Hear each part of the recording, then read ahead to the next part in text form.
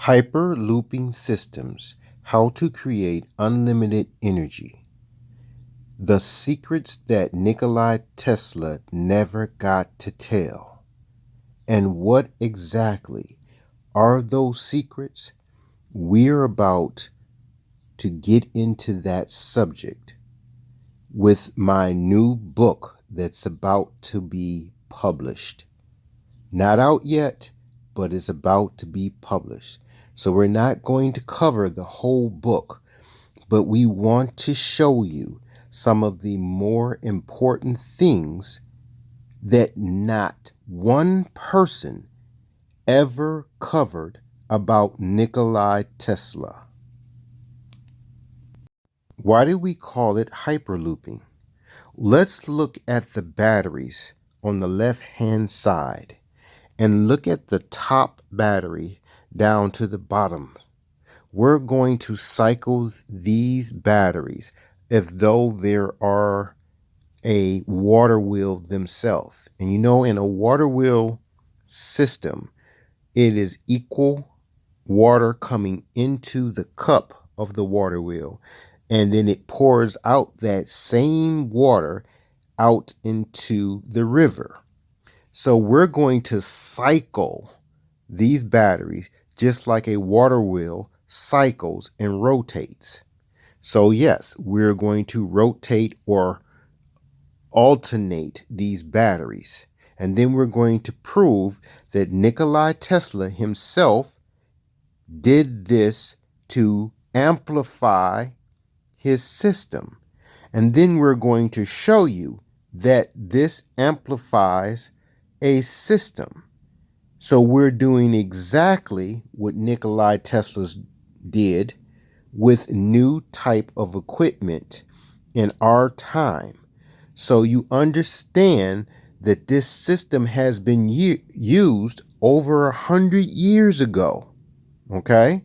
So we just wanted you to see how to set up your batteries and then leapfrog from battery to battery and battery until you get to the bottom, and then start back at the top while charging the batteries that you come off of and discharging the batteries that are fresh while charging the battery you just came from.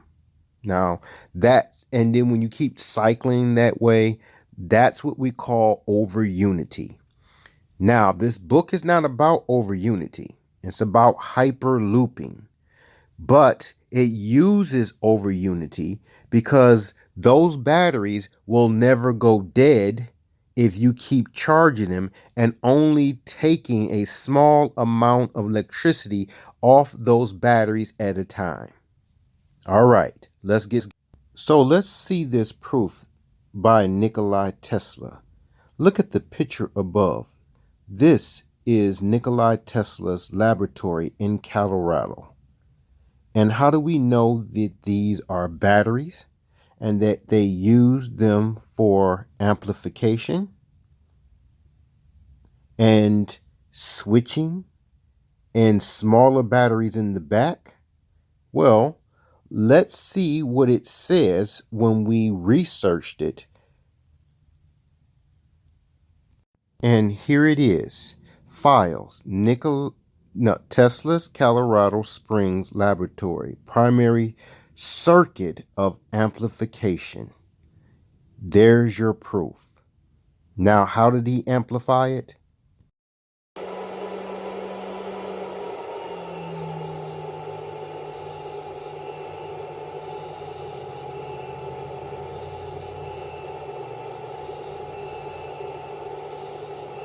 See how it's steady? It's not fluctuating like it was the last time. That's due to the batteries being full, and you see it's dropping really fast.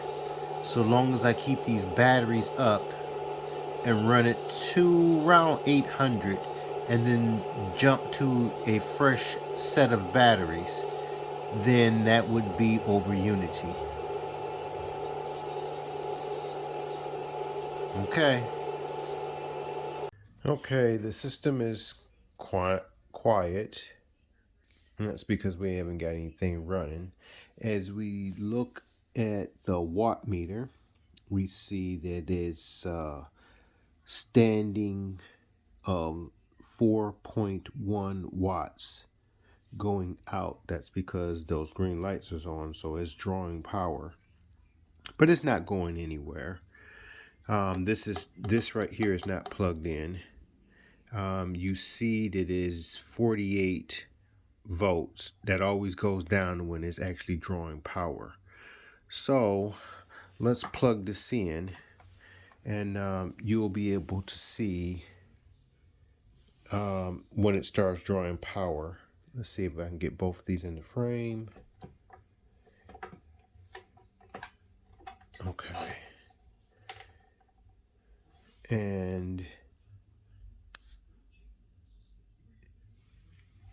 you can barely see. That says 48. It hasn't kicked in. As soon as this number up here kicks in. See? So it's starting to draw power. And that number, see how it jumps up? And now that's an important number. And this is an important number. Okay, because this is putting energy back into the grid. And this is taking it from the grid.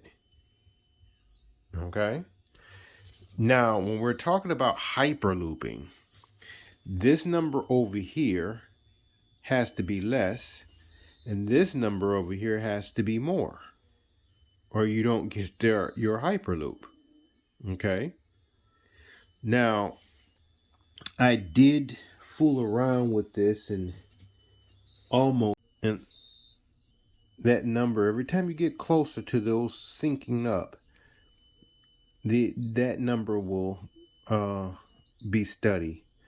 But again, to study it out is to put the battery in, and that's our boost. And that's what we want to cover, is that this number, instead of 123, and you have it right, and that one is saying 140, is lower. So right now this number is higher. It's putting out, see where it jumped up to 80, then it goes down to 60. These numbers are way higher than these numbers. So again, when we want to hyperloop and we start putting in that battery power, that's why it's so important about over unity.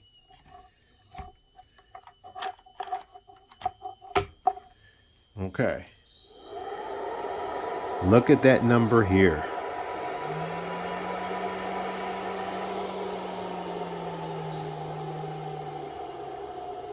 And like last time, it wasn't steady. The batteries are charged.